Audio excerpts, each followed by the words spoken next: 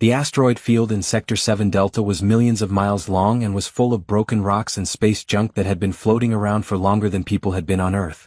Most ships stayed away from it. Too many hazards, too little reward.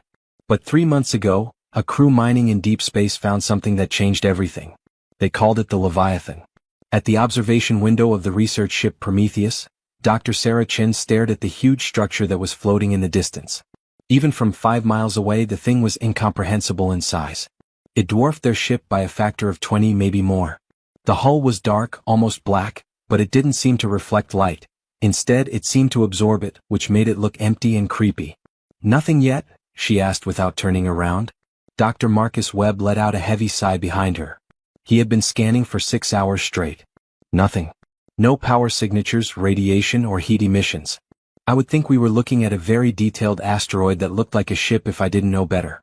Except that it is clearly not an asteroid. Sarah pressed her hand against the cold window. "Look at those lines.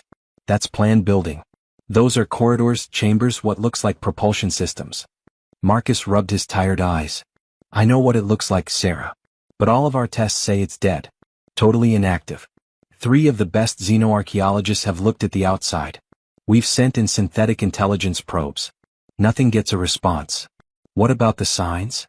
Linguistic analysis didn't give us any clear answers. The writing system doesn't match any of the alien languages we have in our databases. Dr. Yuki thinks it could be representational text instead of literal text, but that's just a guess."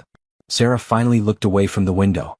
The glass showed a woman in her late 30s with dark hair pulled back into a useful ponytail. Her eyes were tired but still full of curiosity. She had spent her whole career studying ancient alien artifacts, but this was unlike anything else. "How old do we think it is?" Marcus brought up a holographic screen. "We're looking at least 10,000 years based on how the hull material is breaking down and how much cosmic radiation it has been exposed to. Could be significantly older. The thing is, Sarah, this level of preservation doesn't make sense. Something this old should be completely deteriorated. Instead, it's like it's been in stasis." "Or waiting," Sarah said softly. "Waiting for what?" She didn't say anything. She pulled up the crew list on her datapad instead. "Every expert in the fleet has looked at this thing. Theoretical physicists, quantum mechanics experts, AI programmers, and xenobiologists. Who haven't we tried?" Marcus shrugged his shoulders. "Dancers? Poets?" "Sarah, to be honest, I think we've run out of options. Admiral Cortez is talking about classifying it as a derelict mystery and moving on. We've been here for 3 months and made no progress." Sarah moved her finger over names and specialties as she scrolled through the manifest. After that, she stopped. "How about the maintenance crew? What about those? Have any of them been on board?" Marcus looked like he didn't understand. "Why would we send a maintenance crew to an alien ship? That's not protocol. Protocol hasn't helped us at all." Sarah's eyes lit up with an idea that she couldn't even fully explain. "I want to try something different. Someone who doesn't see this as an academic puzzle. Someone who just fixes things."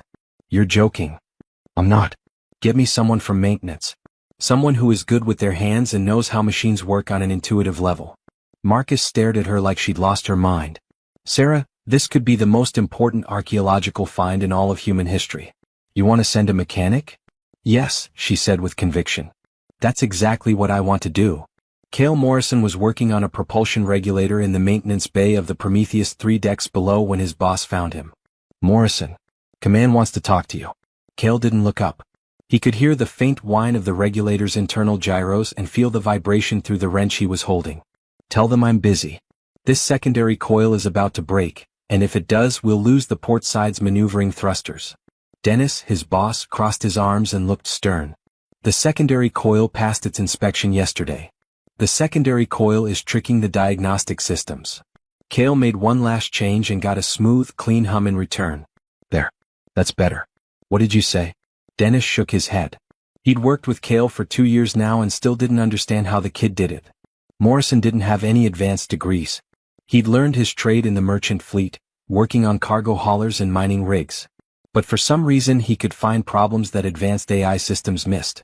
"Dr. Chin from the archaeology team wants to see you in the briefing room. Something about the Leviathan." That caught Cale's eye. He got out from under the console and wiped his hands, which were covered in grease, on his coveralls. He was 28 years old, had brown hair that always needed cutting, and green eyes that always looked like they were thinking about something. There were small scars on his face and hands from working with machines for a living. The big ship from outer space? Why do they want to see me? Didn't say. But when the science team calls, we answer. But first, get yourself clean. You look like you crawled through the inside of an engine. 20 minutes later, Kale stood in the briefing room, feeling distinctly out of place. Dr. Chin and Dr. Webb sat at the conference table, along with two other scientists he didn't recognize and a stern-looking military officer with commander's insignia. "Thank you for coming, Mr. Morrison," Dr. Chin said with a smile. "Please take a seat." Kale sat carefully, very aware that he still had grease under his fingernails despite his attempt to clean up. "Ma'am, I don't know why I'm here. I'm just part of the maintenance crew." "Exactly," Sarah said. "Mr. Morrison, what do you do when you come across a machine you've never seen before?" He wasn't ready for the question. "I guess I try to figure out what it wants to do. Isn't there a reason for every machine? So I look for patterns, listen to the sounds, and feel the vibrations. Machines talk if you know how to listen." Marcus Webb snorted softly. "Machines don't speak." "Of course they do," Kale said with all seriousness. "They talk to each other but not with words. A healthy engine has a rhythm. That rhythm changes when something goes wrong. People usually just run diagnostics and look at the numbers, but numbers don't tell you everything. You have to feel it sometimes." Sarah leaned forward, her eyes intense. "What if I told you we have a machine that no one else has ever seen before? Something that has resisted every attempt at analysis or activation. Would you be willing to try your method?" Kale's heart started to race. "You mean the Leviathan? The huge ship from space?" "That's what I mean." The military officer spoke up. "Dr. Chin, I want you to know that I think this is very strange. Mr. Morrison doesn't have the right security clearance for this level of—" "Commander Price, we've tried everything else," Sarah said. "Every normal way has failed. I'm asking for a full day. We put the ship in a category and move on as planned if Mr. Morrison can't make any progress." Commander Price didn't look happy, but he nodded. 24 hours.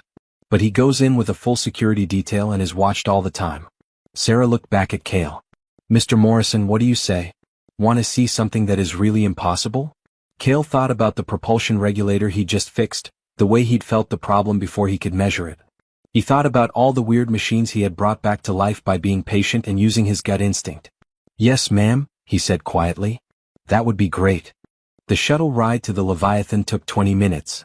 Kale sat quietly and watched as the huge ship got bigger in the viewport. It looked even more scary up close. The hull seemed to shift in the starlight, patterns emerging and fading like oil on water. The pilot said, "We're going to dock at Access Port 7. That's the main door that the archaeologists have been using." Beside Kale, Dr. Chin reviewed her notes on a data pad. "We've mapped about 15% of the inside. The hallways are huge, as if they were made for creatures much bigger than people. We haven't found any bodies, any technology we can use, or any clues about what happened to the crew." "Maybe there was no crew," Kale suggested. "What do you mean?" "Well, you said it yourself. No remains, no personal items. What if it were done automatically? Or what if the crew was something we wouldn't recognize as life?" Sarah smiled. "That's the kind of outside-the-box thinking I want to see." The shuttle docked with a soft thud. The airlock opened and closed, and Kale stood at the door of the old ship. The security team went first, and their lights cut through the dark. After that, Sarah told Kale to follow her. The interior was breathtaking. The corridors were easily 40 feet high, with smooth walls that seemed to be carved from a single piece of dark metal. Every surface was covered in strange geometric patterns that glowed faintly, giving off a bioluminescent quality that let you see. "Be careful where you step," Sarah said. "Some of the floor panels aren't stable." But Kale wasn't watching his step. He was paying attention. He stood completely still with his eyes closed and one hand against the wall. "Mr. Morrison?" After a while, Sarah asked. "Shoo," he said softly. "Do you hear that?" "I don't hear anything." "Exactly. It's too quiet. A ship this size, even if it's dormant, should have ambient noise. Settling sounds, thermal expansion, something. But this is complete silence. It looks like it's holding its breath." Marcus Webb, who had come along as scientific observer, checked his instruments. "There's no power, Morrison. Things that are dead don't breathe." Kale opened his eyes and started walking down the corridor, his hand trailing along the wall. "It's not dead. It's taking a nap. There's a difference." They walked for almost an hour, going deeper into the ship. The security team had set up marker beacons at every intersection, but the ship seemed to go on forever. They passed enormous chambers that might have been cargo holds or living quarters, vast atriums that stretched up into darkness, and corridors that branched off into unexplored sections. Kale finally stopped in a round room. In the middle was a raised platform with what looked like a control panel, but it didn't look like anything that people use. The symbols on it were the same as those on the rest of the ship, but they seemed more focused and purposeful here. "This is it," Kale said in a low voice. "This is what?" Sarah asked. "The heart. Every machine has a heart, a central point where everything connects. This is it." Marcus scanned the panel. "There's no power signature. This thing hasn't worked in thousands of years, whatever it is." Kale approached the platform slowly. He could feel something, a faint vibration that was not quite sound or feeling. It was like being next to a machine that was turned off but still plugged in, and you could feel the potential energy. "Is it okay if I touch it?" he asked. Sarah thought about it for a moment, then nodded. "Go ahead. Be careful." Kale got on the platform. The control panel was at chest level and had those weird symbols on it. He put both of his hands flat on it and felt how cool it was. After that, he closed his eyes and did what he always did when he saw new machines. He paid attention. Not with his ears, but with that deeper sense that had helped him all his life. For a long moment, nothing happened. Then, slowly, impossibly, he felt a response. Not much. Just the faintest pulse, like a heartbeat that had been still for centuries suddenly remembering how to beat. As he touched the symbols, they started to glow, letting a soft blue light through the dark. "Oh my God," Sarah breathed. Marcus stared at his instruments in disbelief. "I'm reading changes in power. Minimal, but they're there." "What are you doing, Morrison?" Kale said, "I'm listening," with his eyes still closed. And it's listening back. The light spread out from the control panel, following the patterns on the walls and racing up the hallways like veins coming to life. A low, deep hum that seemed to come from everywhere at once broke the complete silence. Kale felt the ship's consciousness, because that's what it was. He realized not just a machine but something aware, brush against his mind. It was unsure and curious, like a giant waking up from a long sleep. "Hello," Kale whispered. "I'm here to help." The ship woke up slowly. As Kale touched more systems, they came online over the next few hours. The archaeologists were amazed when lights began to flicker on in the hallways they had just explored, when the environmental systems began to hum, and when the ship came to life with the sounds of a working ship. But it wasn't just machinery reactivating. Something else was happening, something unprecedented. Kale stood in the central chamber, his hands still on the control panel, and found himself experiencing memories, not his own. Flashes of huge cosmic landscapes, of worlds that were both beautiful and scary, and of things that happened thousands or millions of years ago. The ship was telling him about its past. "Kale?" Sarah's voice sounded far away. "Kale, can you hear me?" He could hear her, but he couldn't answer. He was too lost in the visions that were flooding his mind. He saw the ship being built in a huge construction site that was circling a dying star. He saw it take off into the void along with a fleet of other ships like it. He saw its purpose: to watch, to guard, to witness the unfolding of cosmic events too important to go unrecorded.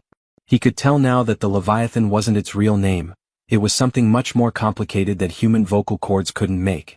It had been a Sentinel, placed by a civilization so advanced that humans couldn't even begin to understand their technology or their reasons for doing things. But something was wrong. Kale saw flashes of a terrible event that had cut off the Sentinel's connection to its network. It had gone into hibernation, alone and hurt, waiting. It had been waiting for thousands of years, its mind barely flickering until a hand touched it that felt right.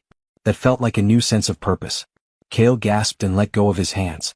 He tripped and almost fell off the platform. Sarah caught him, her face full of concern.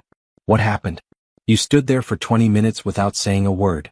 "I saw," Kale said, his voice rough. "I saw what it is. What it was. Sarah, this ship it's a guardian. A person who saw it. It was put here to watch over something or protect something, but its mission was cut short." Kale was grateful when Marcus showed up with a water bottle. "What do you mean, interrupted?" "There was a disaster of some kind. The ship was separated from other ships like it. For thousands of years, it has been sitting here, inactive. But it wasn't dead. It was waiting for the right connection." "Connection to what?" Sarah asked. Kale turned back to the control panel where the symbols were still glowing. "To someone who could get it. Not by using code or algorithms, but by using intuition. By feeling. It picked me because I don't think like a computer or an AI.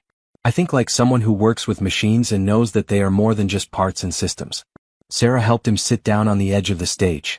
Kale, what you're saying makes it sound like the ship has some kind of mind. That shouldn't be able to happen. Why not? We make AI that acts like a person. Why couldn't an ancient alien civilization make something that really has it? Kale rubbed his head. I get how it sounds, but I did feel it, Sarah. The ship knows. It has been alone and inactive for so long that it almost forgot who it was. But now it's waking up and remembering. Commander Price, who had been watching from the entrance to the room, spoke into his radio. Admiral, we have a problem. The ship is moving and Morrison says it's talking to him. They could hear Admiral Cortez's answer through Price's earpiece. Define communicating. Sir, it's hard to define. But the systems on the ship are coming to life.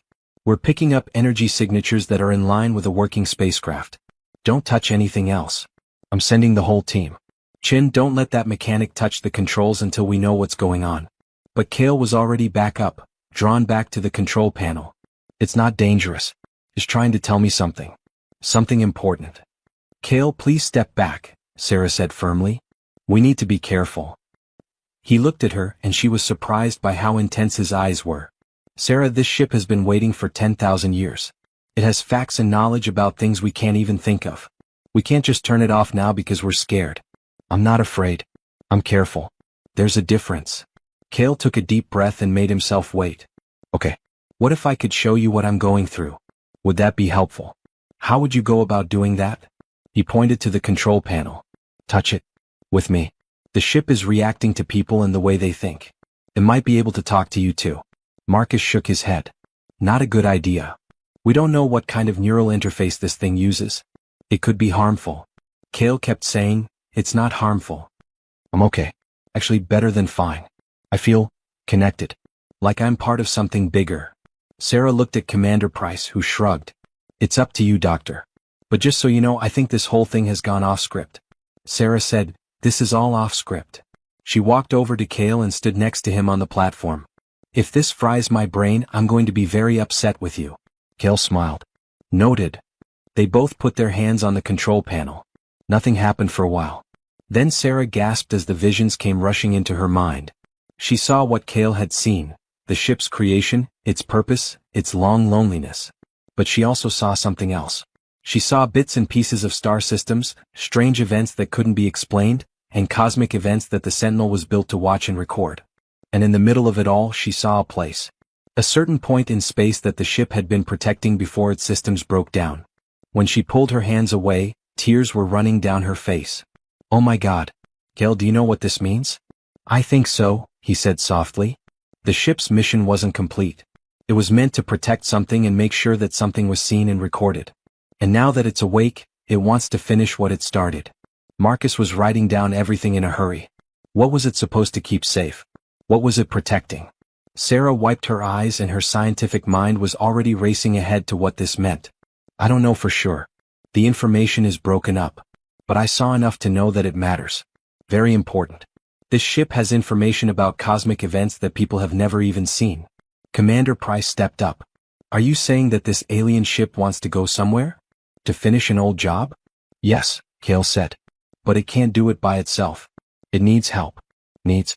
He stopped for a moment to think of the right words. It needs a team. But not just any group of people.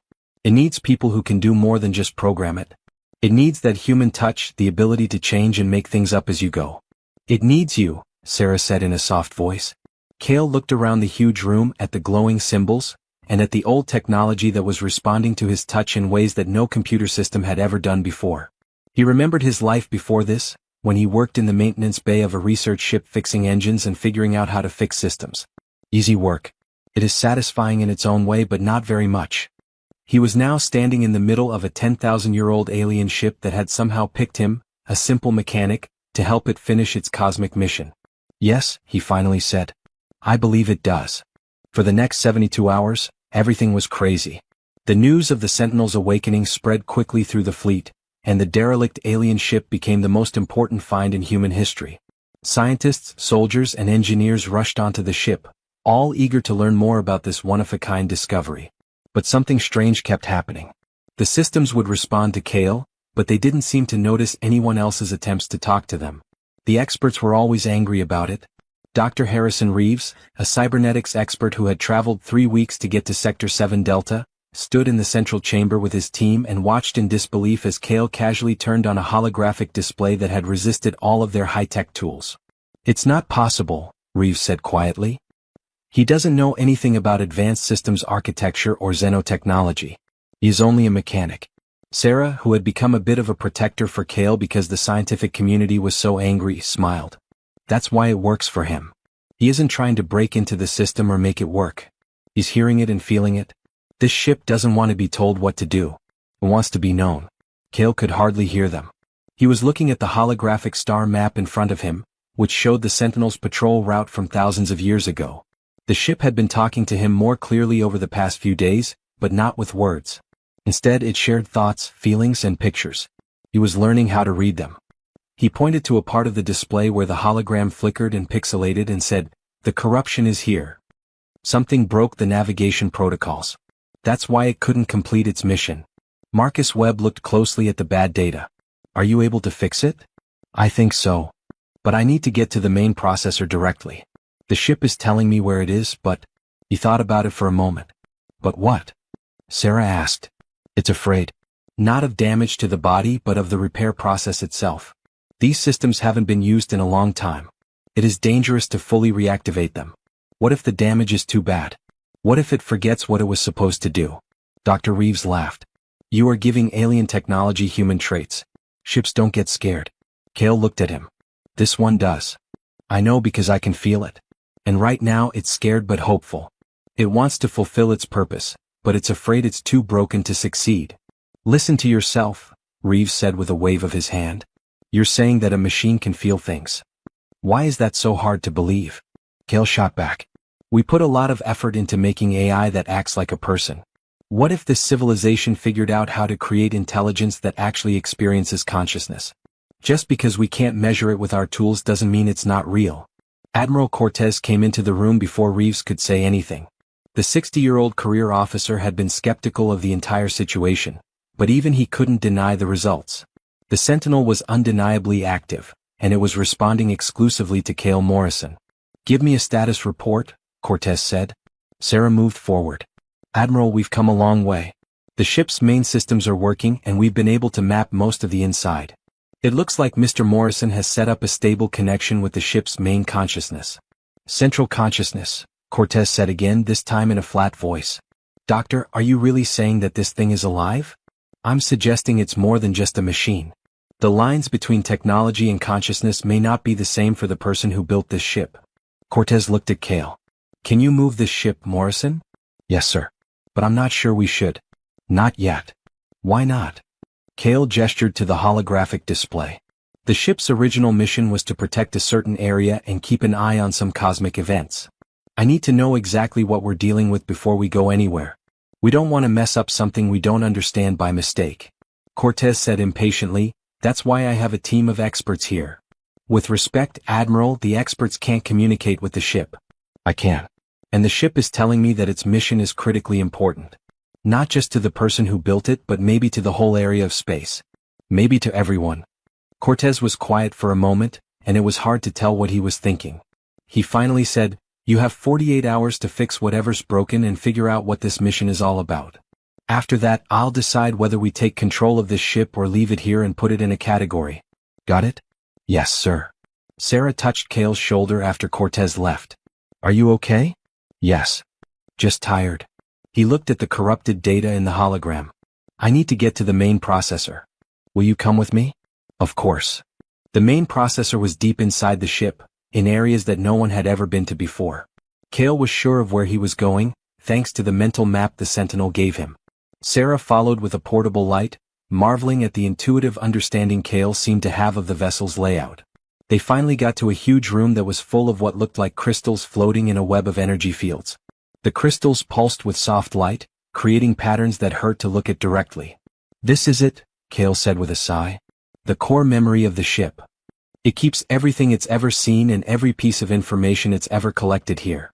Sarah raised her scanner, but the readings were nonsensical. "I don't get this. The energy patterns don't match anything in our database." Kale carefully walked up to the closest crystal. He could feel the weight of thousands of years on him. All that history, all that knowledge trapped inside damaged systems that were barely holding together. What do you need to do? Sarah asked. I need to touch it. To connect directly to the core memory. The control panel can't show me everything because the ship is too broken up. I need to see the whole thing. Kale, that could be risky. We don't know what kind of response that we'll get. I know. But it's the only thing to do. Kale reached out and put his hand on the crystal before Sarah could say anything else. The feeling was too much to handle. He was suddenly seeing things for thousands of years, not just years or decades. He saw stars come into being and then die. He saw cosmic dust turn into planets. He saw civilizations rise and fall on many different worlds. The Sentinel had seen it all and recorded it all perfectly. And he saw what it had been protecting. In a specific region of space there was an anomaly. Not a star or a black hole but something else. Something that was outside of normal spacetime and pulsed with energy that seemed to come from dimensions that people couldn't see. The Sentinel had been positioned to observe this phenomenon, to record its behavior, and to make sure nothing interfered with it. Because the problem was very important. Kale couldn't put his finger on why, but he could feel how important it was. This wasn't just something that scientists were interested in. It was a basic part of how things work in this part of the galaxy. He then realized what had gone wrong. About 10,000 years ago, another ship from a different alien race came close to the anomaly. They had tried to use its energy for things Kale didn't understand. The attempt had been catastrophic. The explosion broke the Sentinel systems and killed the crew of the other ship right away. But worse, it had made the anomaly less stable. The careful balance that had been kept was now broken. The Sentinel's math showed that the disruption was slowly getting worse. If nothing is done, the anomaly will fall apart in about 50 years. And when it did, it would take a big part of the spacetime around it with it. Hundreds of star systems, some of which are home to spacefaring species and possibly future human colonies, would just disappear. Kale gasped and pulled his hand away from the crystal. Sarah caught him as he fell. What did you see? She asked. Kale's voice shook as he said, We're running out of time. The Sentinel's job isn't just to watch. It's all about safety. If we don't help stabilize it, something out there will destroy everything. What kind of thing? Kale's eyes were tired of seeing too much. Something that shows whoever built this ship knew more about the universe than we can even imagine. They believed that this Sentinel would keep all the species that came after them safe. As the implications sank in, Sarah's face turned pale. How much time do we have? Based on the ship's math? 450 years. Maybe less. A lot of time is 50 years. Not when you're working on an engineering project that affects the whole universe. We need to help the Sentinel finish its job, Sarah. Not in 50 years. No. We need to know what made the anomaly stable in the first place and how to fix what's broken. And you think you can do that? You and this ship? Kale looked around at the crystalline memory core, which was full of old knowledge. Not by yourself. But maybe, with the Sentinel's knowledge and human creativity, we can do it. The ship has been waiting for someone who could understand its purpose and help implement a solution. Someone who doesn't just follow protocols, but who can adapt, improvise, and think creatively. Sarah smiled even though what they were going through was huge. Someone like a mechanic who fixes things by feeling what's wrong. Exactly. We have to tell Admiral Cortez. I know. But Sarah, we also need to help him understand. This isn't about taking the ship for the good of humanity or studying it. This is about working with it to avoid a disaster. The Sentinel picked me not because I'm special, but because I was willing to listen without making any assumptions. We need to do this the same way. Sarah held his hand tightly. Then let's help them understand. There had never been so many people in the Prometheus's briefing room. Admiral Cortez was at the head of the table with his top staff around him. One side was taken up by Dr. Chin, Dr. Webb, and a few other scientists. The other side was filled with Commander Price and security staff. And at the very end, Cale Morrison sat, looking very uncomfortable in his clean coveralls. Let me make sure I get this right, Admiral Cortez said slowly. You're telling me that this ancient alien vessel woke up specifically to warn us about an impending cosmic disaster that won't happen for another 50 years? Cale said, That's too simple, sir. The Sentinel didn't wake up to tell us. It woke up because it felt a mind that could understand and help it finish its original mission. That's just one part of the warning. Dr. Reeves leaned forward with a look of doubt. And you say you got all this information through some kind of telepathic link with the ship? Please forgive me if I don't believe that. Cale said, I don't care if you believe it. I know what I went through. The ship told me about its past, its mission, and the threat we all face. You can choose whether or not to act on that information. Sarah said something. Admiral, I've checked everything I can with normal analysis. The ship's star charts match up with known star formations, but they have been changed to account for 10,000 years of stellar drift. The place Kale talked about where the anomaly happened is near a place where we've seen strange energy readings but haven't been able to study them closely. The physical evidence backs up what he says. Consistent with, and proven by, are not the same thing, Dr. Chin. I get it, sir. But think about this, we have a working alien ship, which is the first of its kind that humans have ever seen. It's reacting to human interaction in ways we never thought it would. And it's telling us about cosmic events that we didn't even know about. No matter what you think of Kale's story, this is a once-in-a-lifetime chance. Marcus Webb brought up a holographic image. I've been looking at the ship's power systems. It doesn't run out of fuel or energy no matter what it uses. I think this ship could stay in service for hundreds or even thousands of years. And it's set up to travel through deep space at speeds that are faster than what our best models say is possible. Commander Price cleared his throat. Are we really thinking about sending the ship out into deep space? To look into something strange based on what a maintenance worker said? Hey, Kale said, but Sarah put a calming hand on his arm. Admiral Cortez got up and walked to the viewport to look at the Sentinel, which was floating in the distance. I've been in the fleet for 40 years. I've met 3 different alien species, survived a reactor breach that should have killed everyone on board, and made more tough choices than I want to remember. And I can honestly say I've never been through anything like this before. He went back into the room. One thing I know for sure is that ship is real. Its technology is much better than ours. And it is talking to Mr. Morrison in ways that make it seem like it has some kind of intelligence.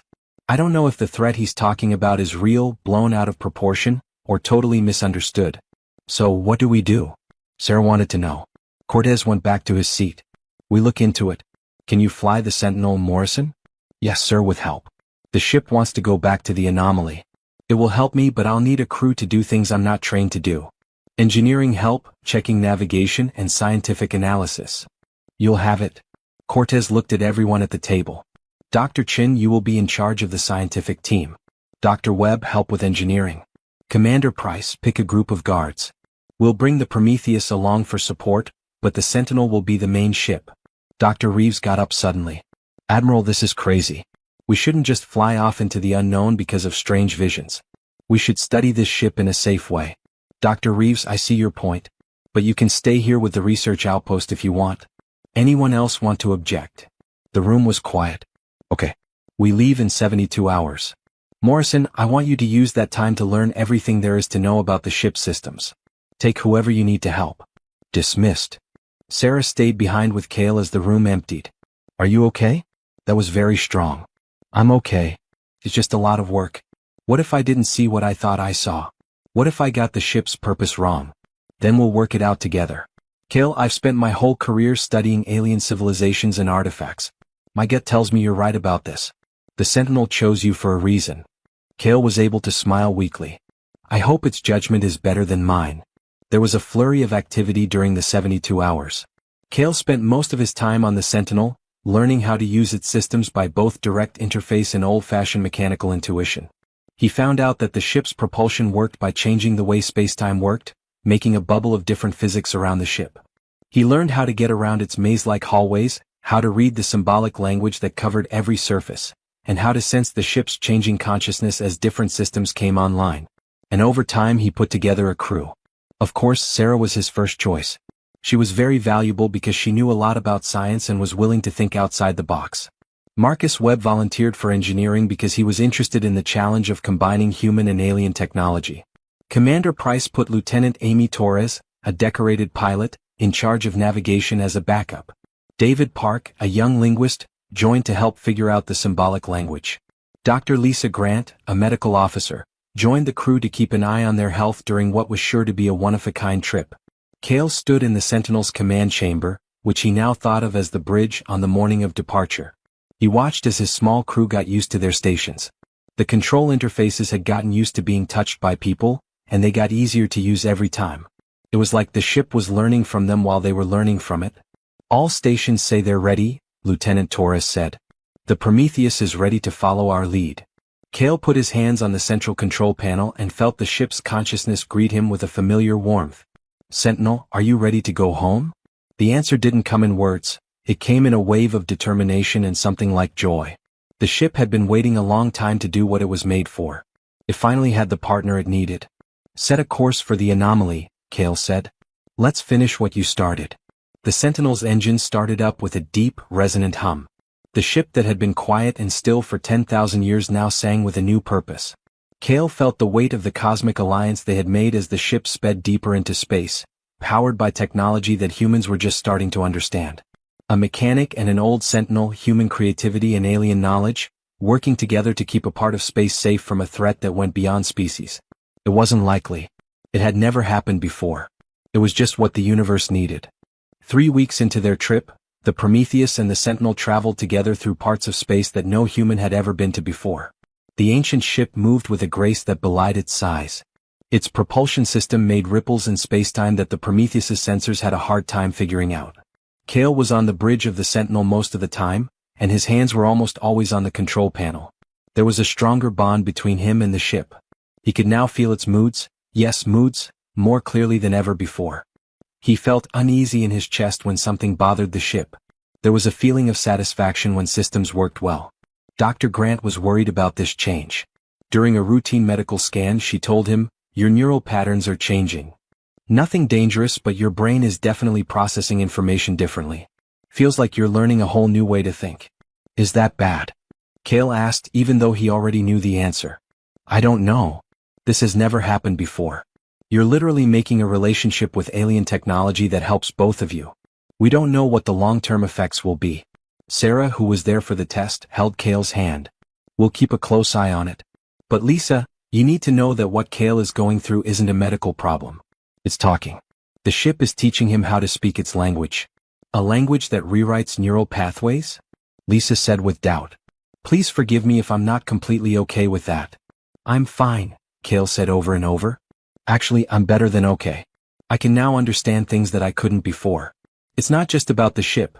It's also about how complex systems work, how energy moves, and how consciousness can exist in ways we never thought possible." David Park, the linguist, had been writing down everything. "The symbolic language is starting to make sense to me too, and I haven't touched the control panel. It's as if the ship is somehow sending out its meaning. The symbols serve a purpose, not just look nice. Each one stands for a different idea, and when you put them together, they make very complicated ideas with a level of accuracy that human language can't match." Marcus Webb came into the medical bay with them. He looked tired but happy. "We need to have a conversation about the propulsion system. I think I understand how it works now, and if I'm right, this could change the way people travel in space forever." "Show me," Sarah said. They went to the engineering section, where Marcus had set up holographic projections that showed the Sentinel's engine systems. "Okay, so making a warp bubble for regular faster-than-light travel takes a lot of energy, right? But the Sentinel doesn't do that. It persuades spacetime to cooperate instead." "Persuades?" Sarah raised an eyebrow. "I know how it sounds. But check out these energy patterns. Somehow, the ship's field interacts with the basic forces of physics. It's not pushing its way through spacetime, it's being invited. It's like the difference between breaking down a door and having someone let you in." Kale nodded. "That's how I feel when we speed up. The ship isn't fighting the universe.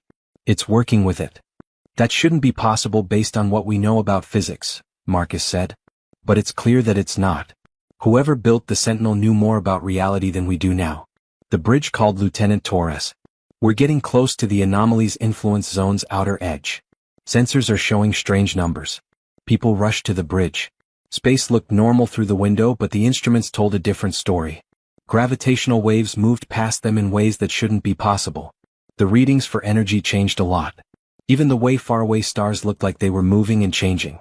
"What are we looking at?" Commander Price asked, having just gotten there by shuttle from the Prometheus. Sarah said softly, "The edge of something we don't understand." "What does the Sentinel say to you, Kale?" Kale shut his eyes and put his hands on the control panel. "It's excited but careful. We're almost there. The ship is warning me that the instability is worse than it thought, and the anomaly is just ahead. The damage from 10,000 years ago has been getting worse." "How much worse?" Price asked. The conservative estimate was 50 years. The best-case scenario. But if the decline keeps going at this speed... Kale opened his eyes and looked serious. "We might not have more than 20 years. Maybe just 10. There was no sound on the bridge. 10 years was still a long time, but not a lot. Not for a problem this big. Is there a way to fix it? Sarah asked. I don't know. The ship knows what to do, but its systems were broken in the first disaster. It can't fix it by itself. That's why it needed a team and a partnership. It knows what to do, but it needs people to be creative and flexible to make it happen. Marcus opened a tactical display. What kind of answer are we looking for?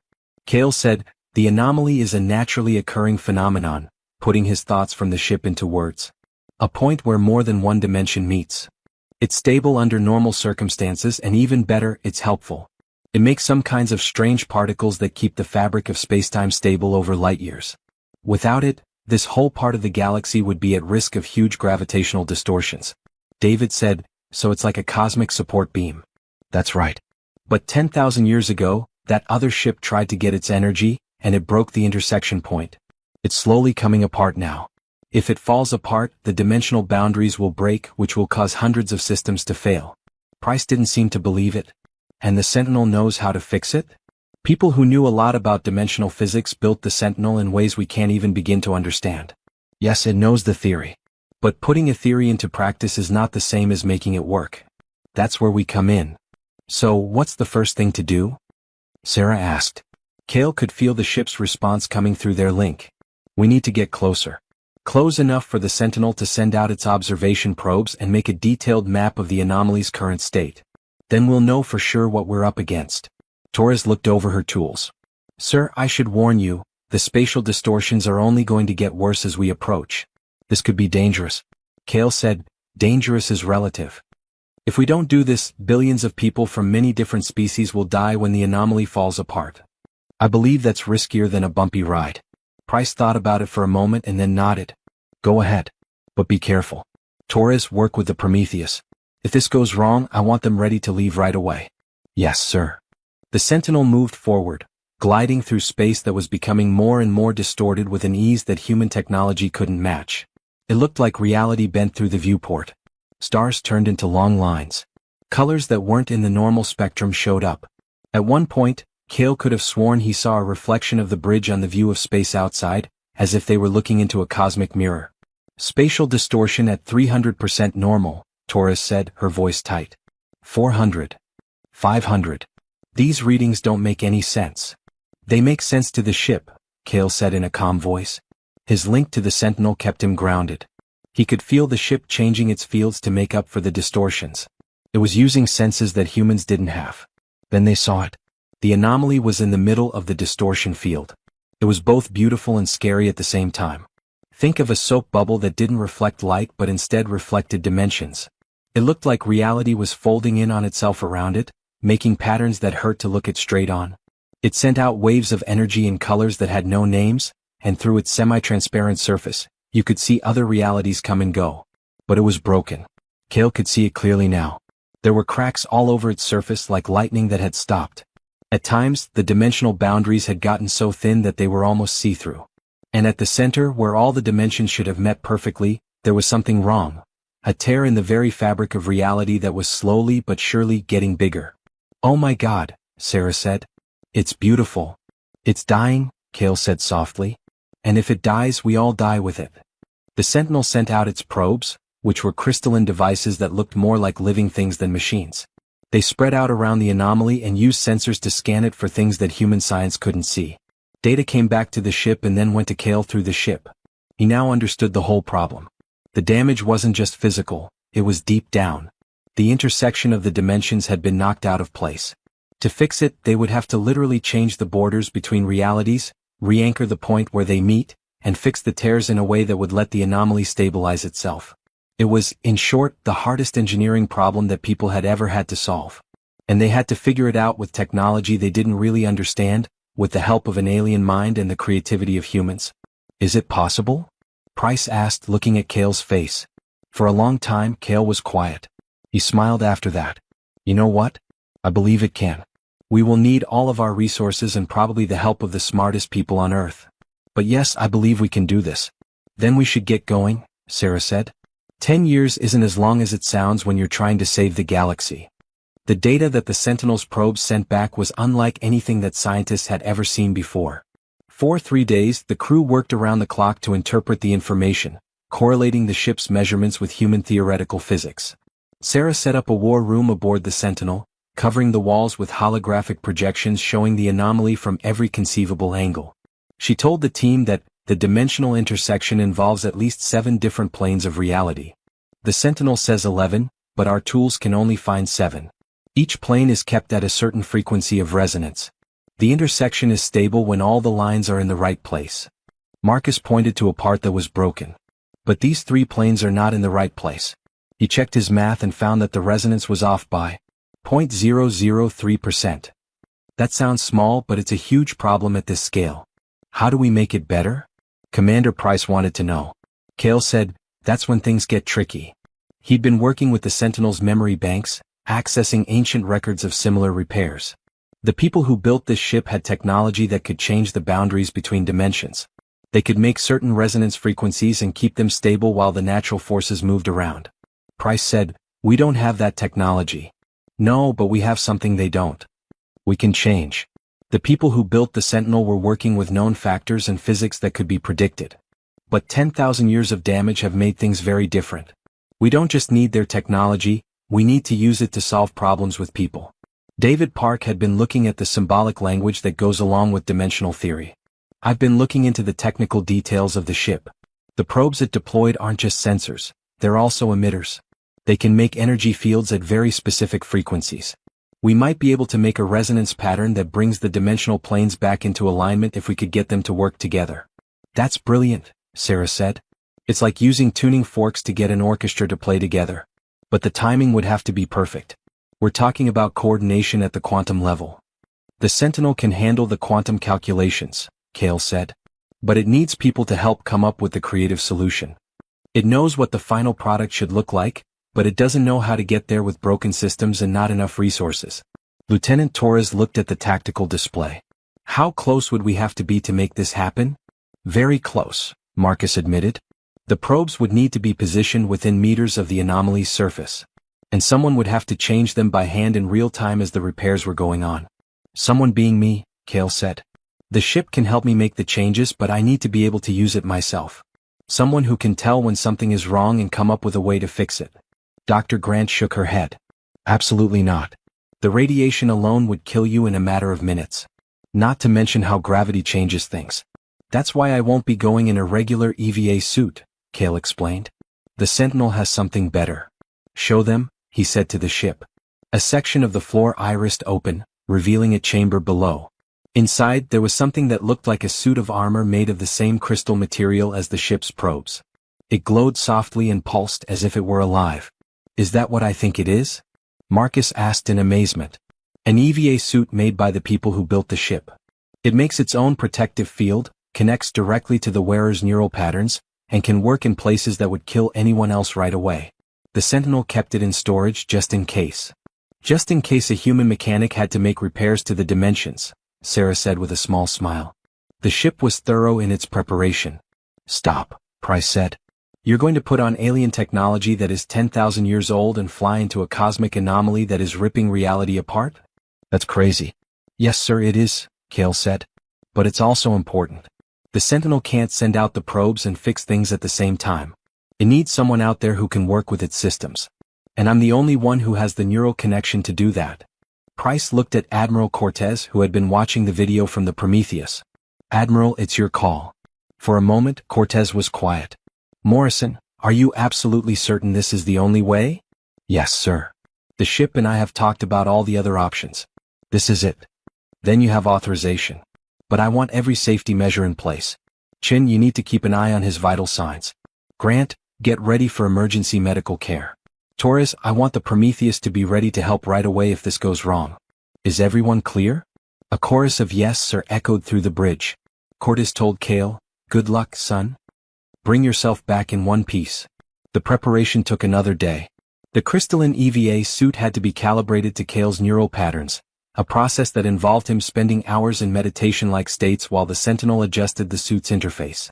It was uncomfortable and sometimes painful, but by the end he could activate the suit's functions with thought alone.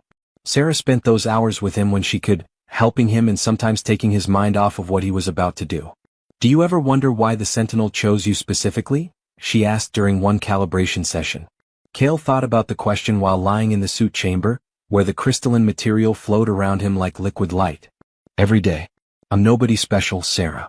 Just a guy who likes to fix things. That's exactly why you're special, she said softly. You don't make things too hard. You listen, you feel, you understand on an instinctive level. That's rarer than you think.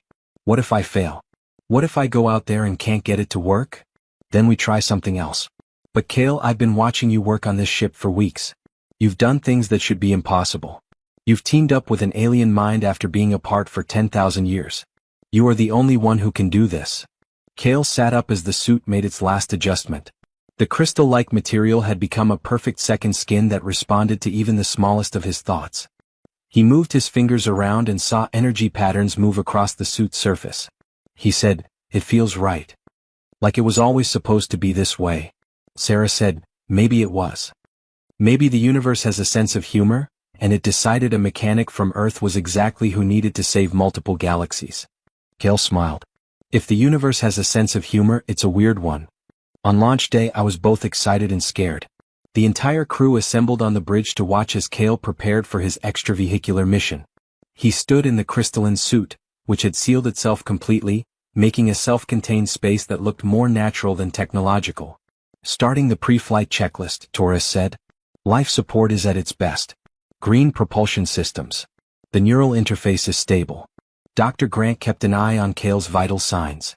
Heart rate went up, but it was still okay. Neural activity shows strong synchronization with the suit.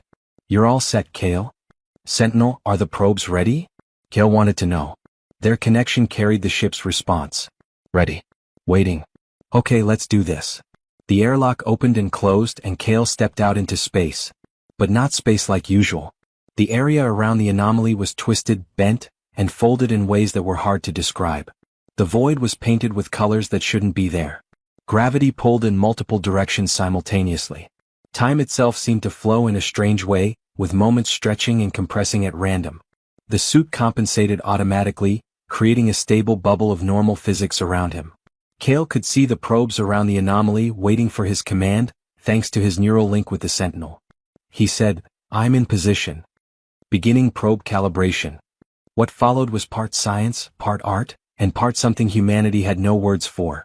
Kale worked with the Sentinel, changing the resonance frequency of each probe just by thinking about it. The ship provided the calculations, but he provided the intuition, knowing when a frequency was almost right versus exactly right, sensing the subtle harmonics that no instrument could measure. The first probe activated, generating a field that touched the damaged dimensional boundary. Nothing happened for a while. After that, the line started to move slowly. The tear started to close, reality knitting itself back together atom by atom. "It's working," Sarah's voice came through his comm. "The 0.0001% is changing the dimensional alignment. Keep going." But it wasn't easy. Each probe had to be perfectly calibrated, not just in isolation but in harmony with all the others. It was like running an orchestra where each instrument was playing in a different space, and even the smallest mistake could bring everything crashing down. Hours passed. Kale lost himself in the work, his consciousness merging with the Sentinels until he couldn't tell where his thoughts ended and the ship's began. Together they wove patterns of energy and resonance, coaxing the damaged dimensional intersection back toward stability. And then they hit the critical moment. "Kale, you need to stop," Dr. Grant's urgent voice cut through his concentration. "Your neural patterns are destabilizing. You could hurt yourself for good if you push any harder." He said, "I can't stop now. Almost there. Just need to make the core intersection stable. Kale, pay attention to me. Believe me, Lisa. I know what I'm doing." He reached out with every sense the suit provided, feeling the damaged core of the anomaly. The hole in the middle was the most important part. If he could just nudge it closed, the dimensional boundaries would lock into place and the entire structure would stabilize. But the tear wasn't giving in. It had existed for 10,000 years, a wound in reality that had become comfortable with its broken state. Not only did it take energy to heal but also will. Purpose. Kale thought about the Sentinel's resolve and how long it had been waiting for this moment. 10,000 years. He drew on his own stubborn mechanic's refusal to accept that something couldn't be fixed. He drew on humanity's gift for taking broken things and making them whole. And he kept going. There was no other way to say it. The tear screamed. As the lines were forced back into place, reality itself screamed in protest. Energy flowed through different dimensions, making a feedback loop that could have been too much for both Kale and the Sentinel. But then the tear closed with a sound like the universe taking its first breath. The dimensional intersection lined up perfectly. The frequencies of resonance locked. The anomaly, after 10,000 years of slow degradation, was whole again. And Kale Morrison, a human mechanic, passed out in his crystal suit as the Sentinel's rescue systems pulled him back to the ship. 3 days later, Kale woke up in the medical bay. He was alive, but his head felt like it had been rewired and his body hurt in ways he didn't know were possible. Sarah was next to his bed, holding his hand. Her eyes were red from crying. "Hey," he croaked. "Did it work?" At the same time she laughed and cried. "Did it work?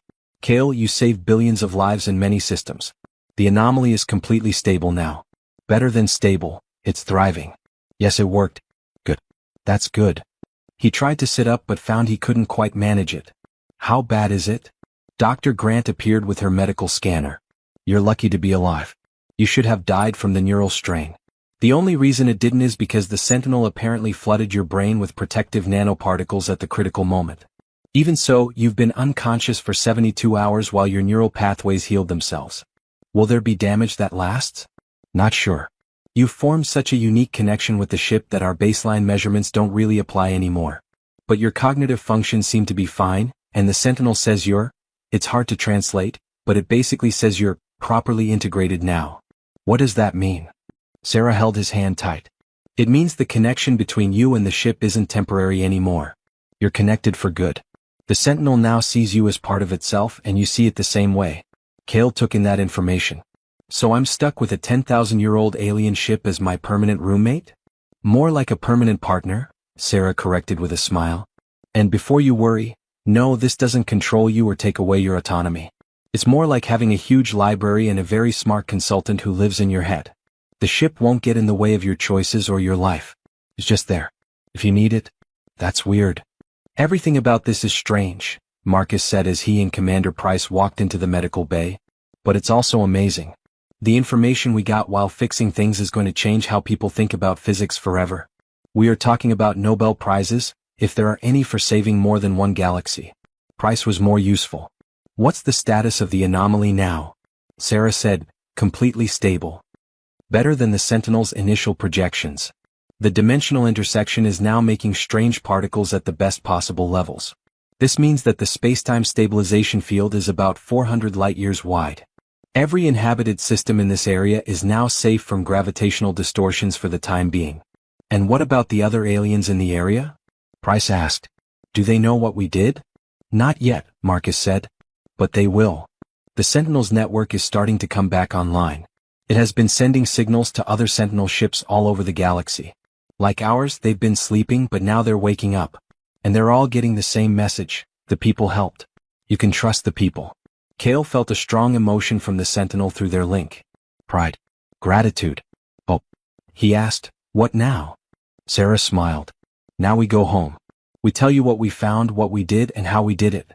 And then, Kale Morrison, you get to decide what comes next. The Sentinel has made it very clear that it will follow you wherever you go. You're its chosen partner, and that's not changing." Kale joked weakly, "I think I need a bigger parking space." Everyone laughed, which made the tension go away. Kale felt the weight of what had happened even though it was funny. He was no longer just a mechanic. In a cosmic partnership that would shape humanity's place in the larger galactic community, he was the human representative. It was terrifying and exhilarating in equal measure. As Kale got better over the next week, the full impact of what they had done began to sink in. The Sentinel's successful repair mission had an effect on a lot of other places in space. Other dormant Sentinel ships were waking up, and their ancient network was coming back online after being silent for thousands of years. And they were all asking the same thing: who are the humans? The answer came in the form of first contact. Not with anger or doubt, but with interest and respect. 3 different alien species sent groups to meet with the crew of the Sentinel. They all wanted to learn more about the beings who had helped fix the cosmic infrastructure that kept everyone safe. The Varine were beings made of crystals that were partly out of phase with normal space. They thanked them by sending out harmonic resonances that made the whole ship shake with complicated feelings. The Calathi were a type of silicon-based life form that spoke to each other through electromagnetic pulses. They gave Kale a crystalline device they called a gratitude matrix. It held the thanks of their whole civilization. The Vreniks, who looked like 6-foot-tall praying mantises, bowed to Kale and said in perfect English, "The Sentinels choose wisely. Welcome to the community of guardian species." Species of guardians? Later, after the diplomatic meetings were over, Kale asked Sarah. "That's what they seem to be calling us now. The species that help the Sentinels keep the infrastructure of the universe in good shape." "It's a big honor, Kale. Someone has asked us to join something that has been going on for millions of years." "And what does that mean for humanity?"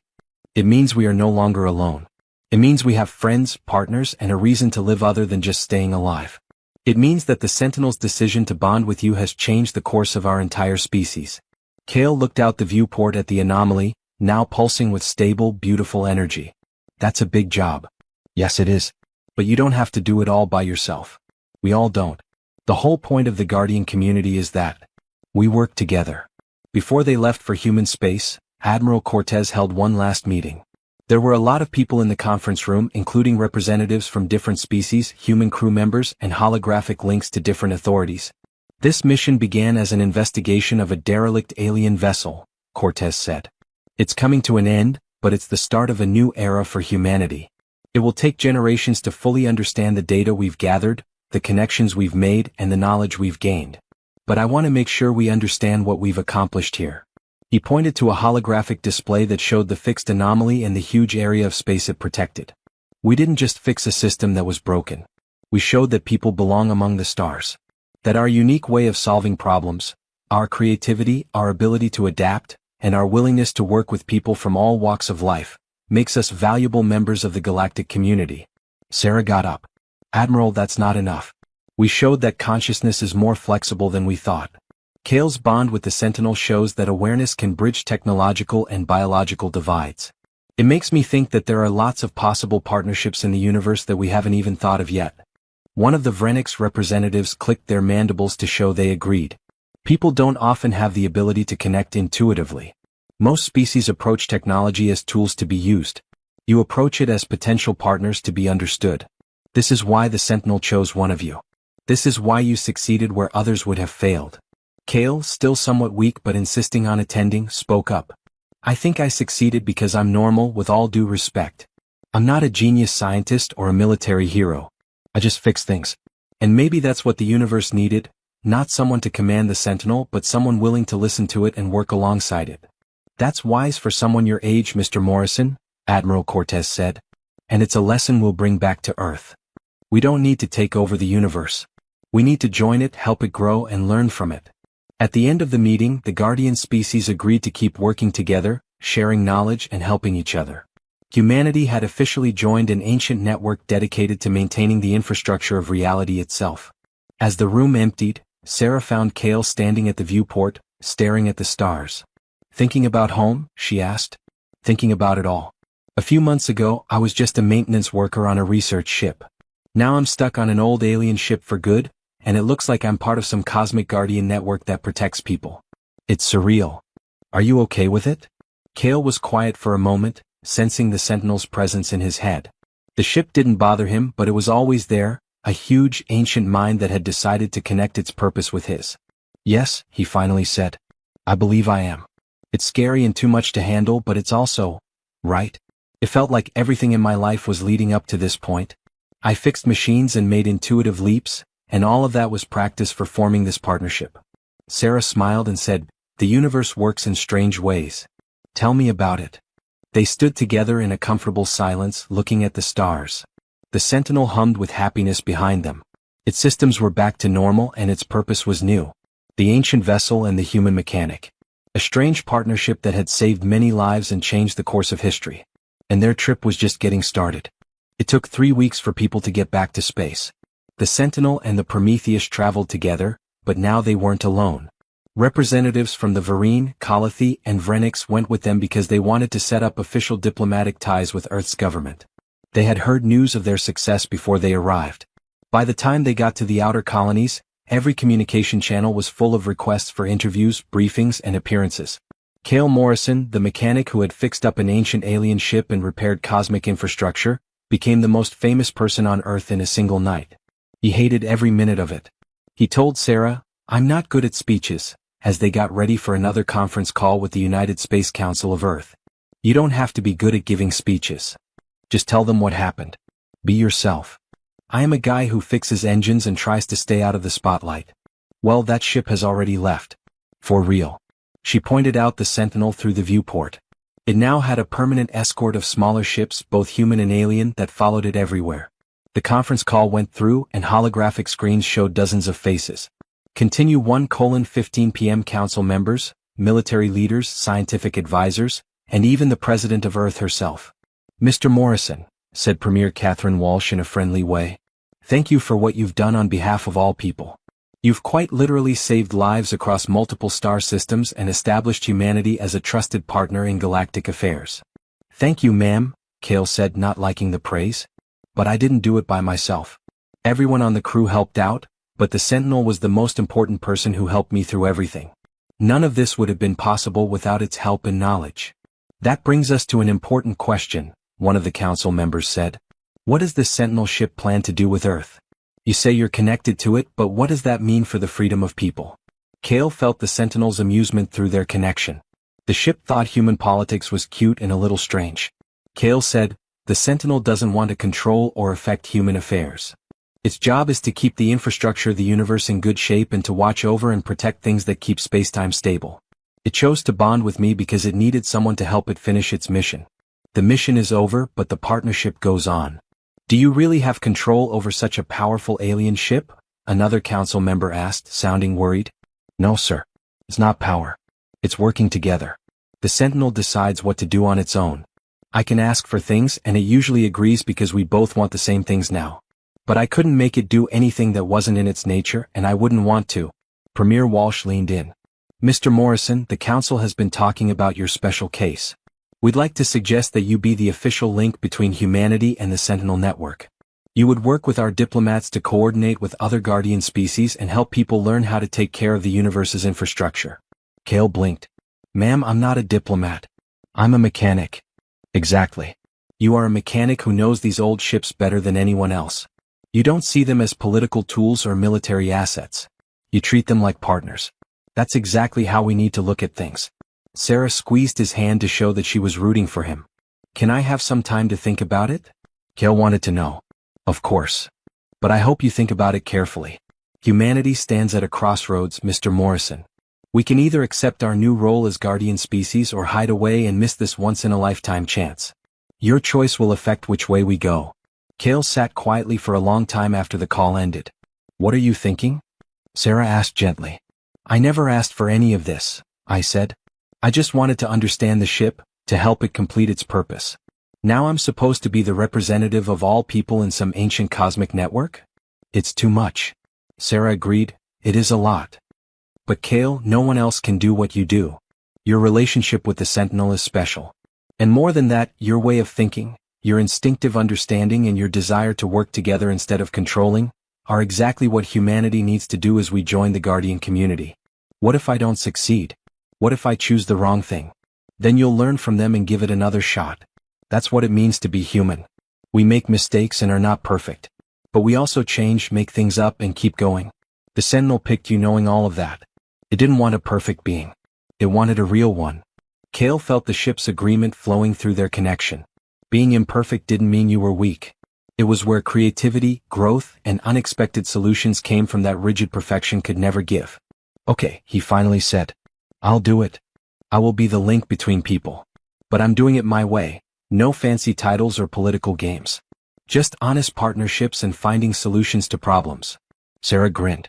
"I wouldn't expect anything less from you." 2 months later, Earth's new Guardian Affairs office opened in Geneva.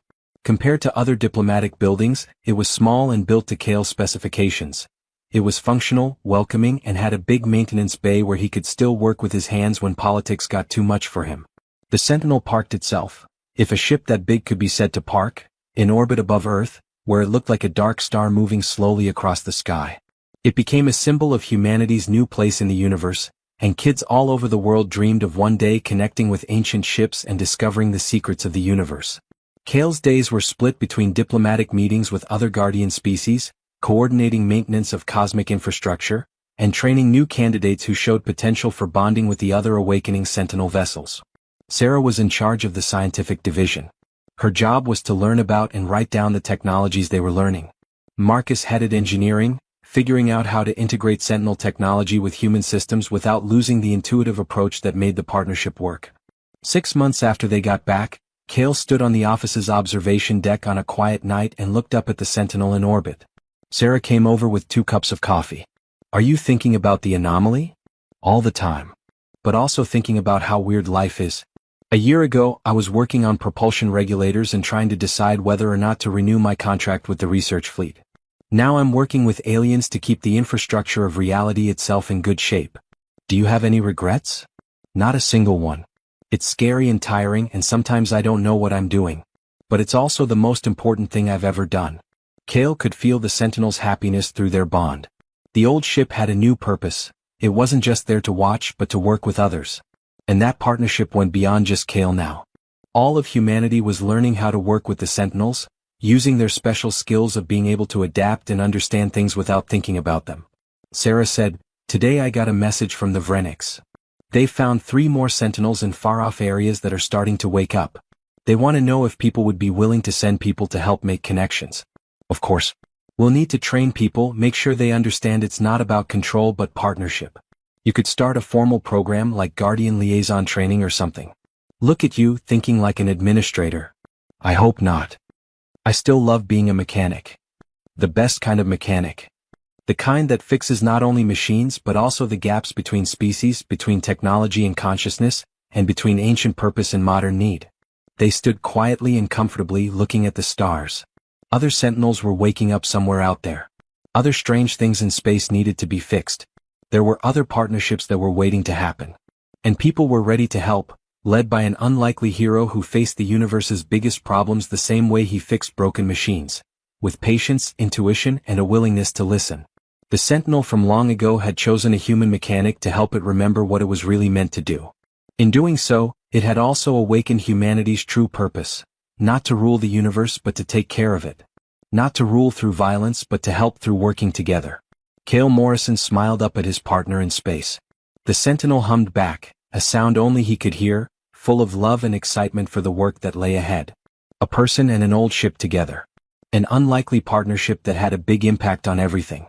And their story, the story of how humanity learned to forge alliances across the cosmos, was just beginning.